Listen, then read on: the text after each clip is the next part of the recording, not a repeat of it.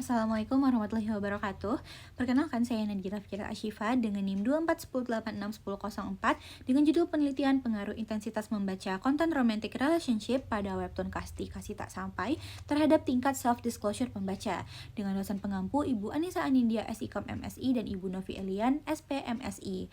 Pada kesempatan kali ini, saya akan memaparkan mengenai penelitian yang akan saya lakukan. Pertama, kita akan masuk kepada latar belakang.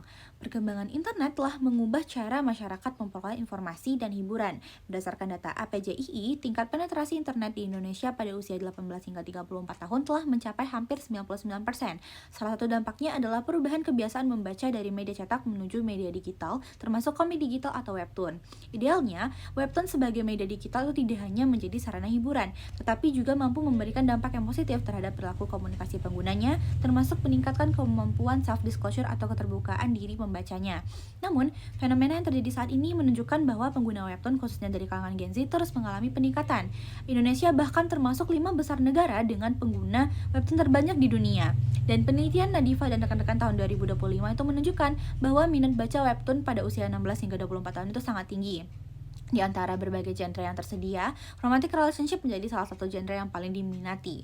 Salah satu webtoon lokal yang populer adalah Kasti Kasih Tak Sampai yang banyak menampilkan pengungkapan perasaan, konflik emosional, serta komunikasi antar pribadi.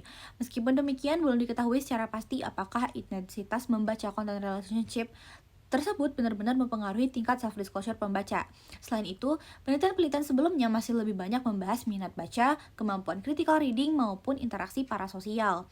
Berdasarkan kondisi tersebut, masih terdapat kesenjangan penelitian mengenai pengaruh intensitas membaca konten romantic relationship pada webtoon terhadap tingkat perilaku self-disclosure pembaca, khususnya di dalam konteks Indonesia.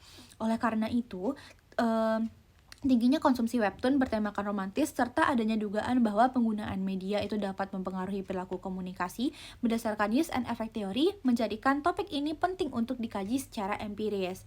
Kemudian kita masuk kepada tujuan dari penelitian ini. Berdasarkan fenomena tersebut, penelitian ini bertujuan untuk mengetahui apakah terdapat pengaruh intensitas membaca konten romantic relationship pada webtoon Kasti Kasih Tak Sampai terhadap tingkat self-disclosure pembaca. Selanjutnya kita masuk kepada penelitian relevan. Penelitian ini didukung oleh 3 penelitian terdahulu yang menurut saya cukup relevan dengan penelitian ini. Penelitian pertama itu adalah Putri dan Weni tahun 2024 menunjukkan bahwa kebiasaan membaca webtoon berpengaruh positif terhadap kemampuan critical reading. Penelitian kedua adalah Nadifah dan rekan-rekan tahun 2025 menemukan bahwa minat baca webtoon pada anak muda itu sangat tinggi karena kemudahan akses, keberagaman genre, dan tampilannya yang menarik. Sedangkan penelitian yang ketiga adalah Fitriani dan Andriani tahun 2023 menunjukkan bahwa self-disclosure memiliki pengaruh yang signifikan terhadap komunikasi interpersonal dan pengguna Instagram. Adapun kebaruan atau novelty penelitian ini itu terletak pada beberapa hal. Yang pertama, penelitian ini merupakan salah satu penelitian yang secara spesifik menguji pengaruh intensitas membaca konten romantic relationship terhadap self-disclosure yang hingga saat ini masih sangat terbatas di Indonesia.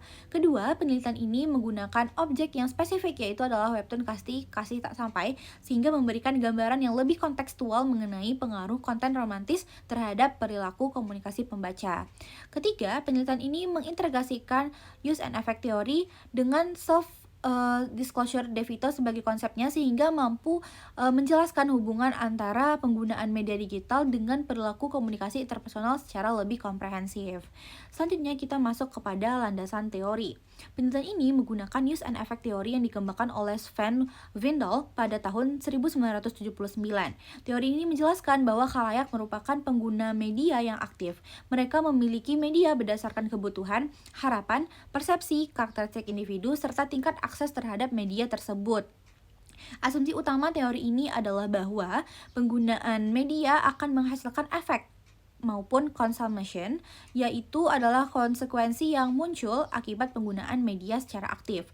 Dalam penelitian ini, intensitas membaca konten romantic relationship merupakan bentuk use dan sedangkan tingkat self-disclosure pembaca merupakan bentuk efek atau konsekuensi yang ingin diukur. Selanjutnya kita akan bahas kerangka pemikiran. Kerangka pemikiran penelitian ini didasarkan pada asumsi bahwa semakin tinggi intensitas seseorang membaca konten romantic relationship pada webtoon Kasih Tak Sampai, maka semakin besar pula kemungkinan munculnya perubahan perilaku komunikasi berupa self-disclosure. Variabel independen atau variabel X adalah intensitas membaca konten romantic relationship, sedangkan variabel dependen atau variabel Y adalah tingkat self-disclosure pembaca. Berdasarkan kerangka tersebut, hipotesis penelitian ini adalah terdapat pengaruh positif antara intensitas membaca konten romantic relationship terhadap tingkat self-disclosure pembaca. Selanjutnya kita akan masuk kepada metode penelitian. Penelitian ini menggunakan pendekatan kuantitatif dengan jenis penelitian eksplanatori karena bertujuan untuk menguji pengaruh antara dua variabel. Populasi penelitian ini adalah seluruh followers akun Instagram @tupaikidal yang merupakan kreator dari webtoon ini yang berjumlah sekitar 43.200 followers. Jumlah sampel yang dihitung menggunakan rumus Slovin dengan tingkat kesalahan 10% sehingga diperoleh minimal 100 responden. Teknik sampling yang digunakan adalah purposive sampling dengan kriteria responden merupakan generasi Z mengikuti akun @tupaikidal, pernah membaca minimal 5 episode webtoon Kasih Tak Sampai dan aktif menggunakan webtoon dalam 3 bulan terakhir. Kemudian pengumpulan data dilakukan menggunakan kuesioner berbasis skala Likert melalui Google Form. Selanjutnya, data akan dianalisis menggunakan SPSS melalui analisis deskriptif, uji asumsi klasik, regresi linear sederhana, uji korelasi, uji T, dan koefisien determinasi. Baiklah, mungkin demikian pemaparan proposal penelitian yang dapat saya sampaikan. Besar harapan saya agar penelitian ini dapat memberikan kontribusi terhadap kajian komunikasi massa, khususnya mengenai pengaruh penggunaan media digital terhadap perilaku komunikasi generasi Z. Terima kasih atas perhatiannya. Wassalamualaikum warahmatullahi wabarakatuh.